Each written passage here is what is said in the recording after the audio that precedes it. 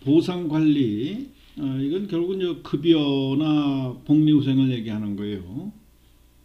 급여나 복리후생.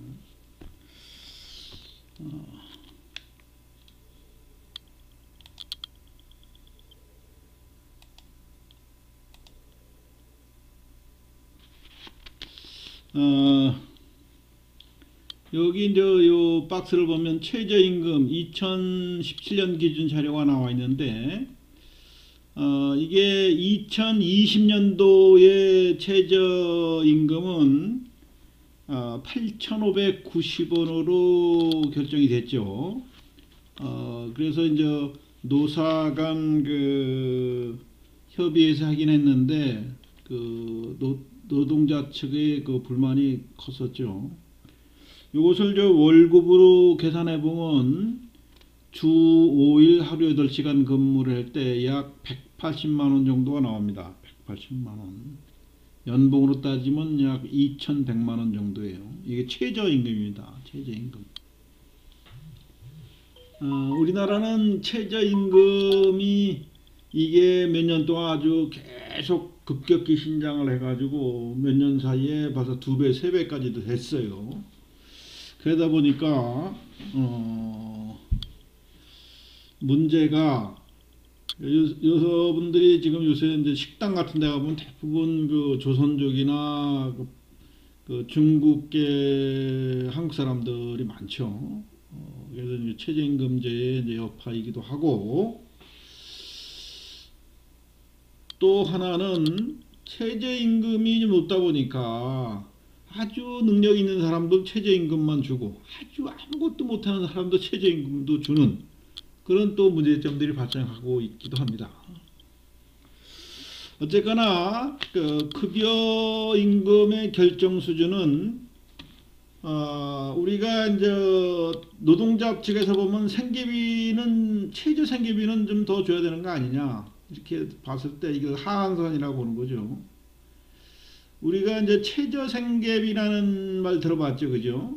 최저생계비도 물론 뭐 가족수 2인 가족, 뭐 4인 가족, 뭐 이게 다 다르지만은 환경에 따라 조금씩 다르지만은 2020년도 최저생계비가 약 그 110만 원, 2인 가구에서 110만 원에서 한 180만 원까지를 얘기를 합니다. 그리고 이제 기업이 그 최대한 줄 수 있는 부분, 이것이 상한선이죠. 좀 또 노동자 입장에서는 뭐 상한이라는 게 한이 없죠, 그죠? 연봉이 뭐 수십억씩 되는 사람도 있어요, 실제, 그죠? 임원선에서는. 그리고 외국계 기업도 뭐 종업원 평균 연봉이 뭐 1억 원이 넘는 회사들도 있고요.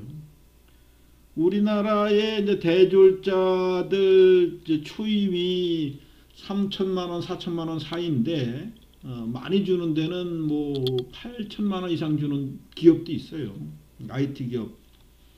어느 IT 기업은 일단 저 뭐 복리후생도 나오겠지만 점심 식사가 호텔에서 주는 점심 식사 수준의 점심을 주는 기업도 봤습니다.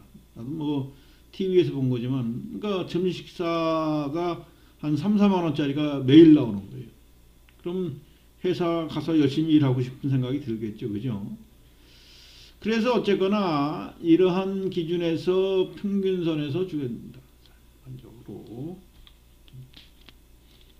종업원 입장에서 많이 받으면 좋겠고요. 회사도 마찬가지죠. 많이 줘서 좋은 인력이 와가지고 회사를 위해서 열심히 일해주면 좋겠죠. 그러나 한계가 있죠. 그죠?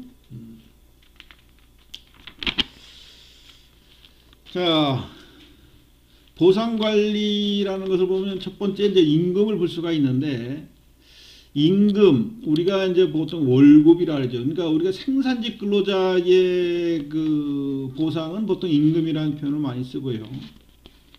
일반 사무직은 월급 이런 개념을 많이 쓰죠. 월급. 또 뭐 주급, 일급, 시급 이런 말도 들어봤죠. 또 연봉. 국회의원의 경우에는 보통 세비라고 해요. 세비라는 용어를 씁니다. 세비. 여러분들이 이제 그 세법의 급여에 관련된 부분, 근로소득에 보면 이러한 거에 대해 아주 자세히 나와 있습니다. 수당도 뭐 한 몇십 가지가 돼요. 어쨌거나 임금 체계를 보면 임금 속에는 이런 거, 기준 임금, 기준의 임금, 상여금, 퇴직금 이런 것이 다 포함된 개념이다 이런 얘기예요.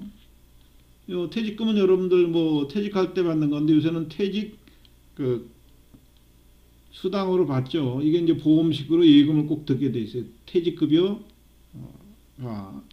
그다음에 이제 기준임금에도 기본급이 있습니다. 연봉 개념의 연공, 이걸 뭐 월로 쪼개서 둘 수도 있으니까 그때는 월급이고요. 직무급, 직능급, 또 수당은 직무수당, 가족수당, 학비 보조수당 등등등등. 또 임금이랬으니까 이건 대부분 저 생산직이라 했죠. 시간의 근무, 휴일 근무, 심야 근무수당. 이 심야나 시간의 근무, 휴일 근무는 보통 그 수당의 1.5배 내지는 2배를 주도록 되어 있습니다. 그 다음에 특별수당, 위험작업수당. 이거 뭐 한 예를 들면 뭐 발파라든가, 그죠? 이런 굴 같은 데서. 또 군인들 경우도 특별수당인데 UDT, 수중 폭파를 훈련하는 그 부대원이죠. 또 공수부대, 고궁 점프하는 애들이에요.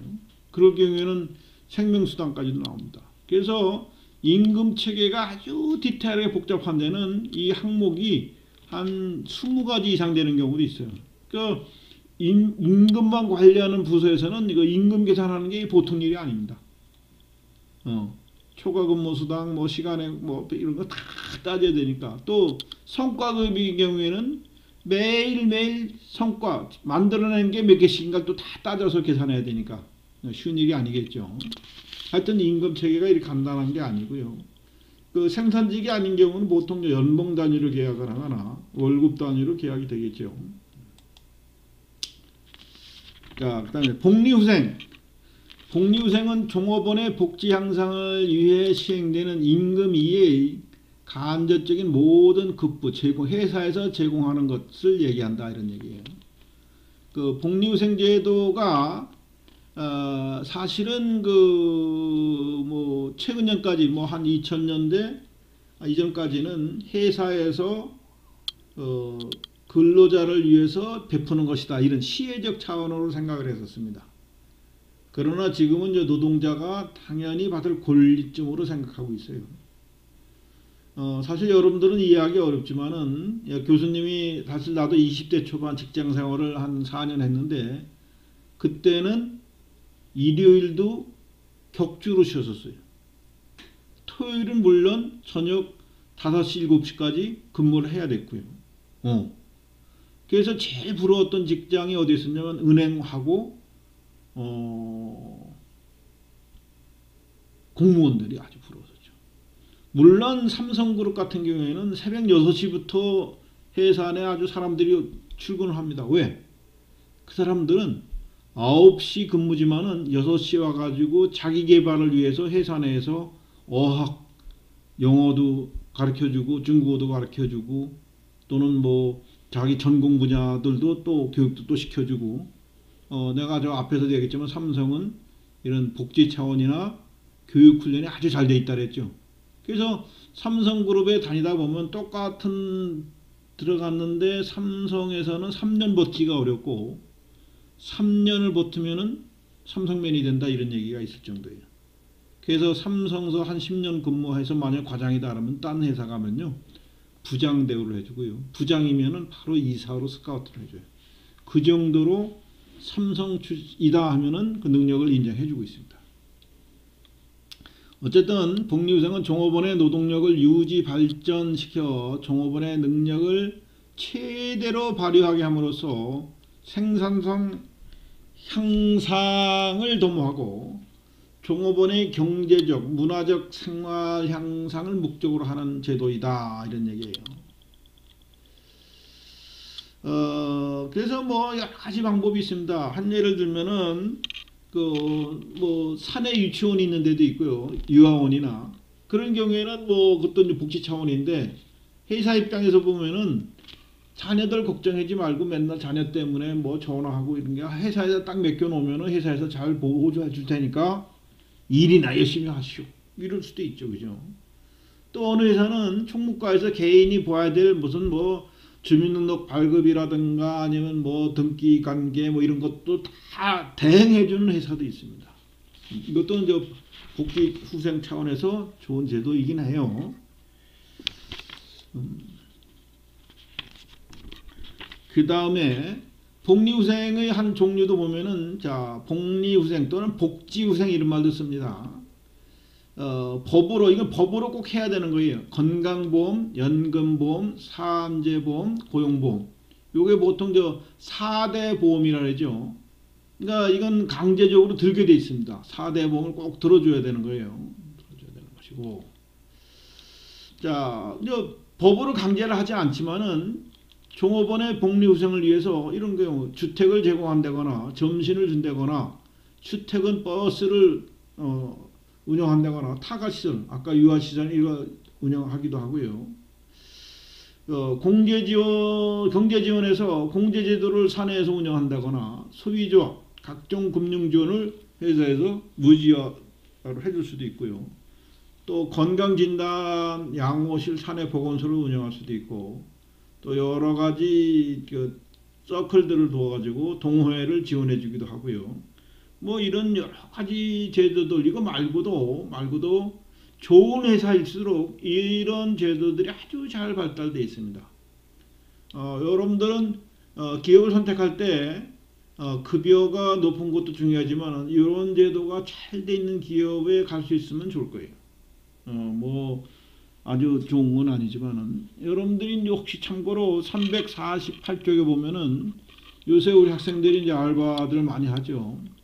알바하는 경우에도 퇴직금을 받을 수 있다는 사항을 잘 정리했으니까 혹시 관심을 갖고 읽어보기를 바라고요.